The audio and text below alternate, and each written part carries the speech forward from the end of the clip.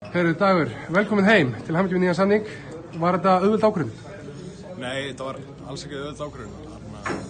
Leið virkilega vel í Grindavík og frábær klúbbur og bara virkilega gott að vera þar og þetta var sjálfsög erfið ákvörðun en ég tel hana hafa verið rétta og er bara virkilega spenntur fyrir að koma áttur heim í stjórnum. Það var auðvelt að vera gáðar eftir á.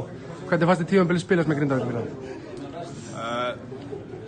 Og jafnvel þitt persónulega, bara hvernig fannst þér ganga? Persónulega fannst mér ég gera margt mjög vel og þetta margt sem hún bæta líka. Grindavík í heildinni vorum bara urðum fyrir dálítið vonbrigðum. Við settum okkur há markmið og náðum ekki að fylgja þeim eftir. En svona þetta bara stundum. Algjörlega. Arnar Guðjónsson kominn heim að þjálfa liðið. Hvernig líst þér á það að fá Arnar inn í starfið? Ég er bara líst virkilega vel á það.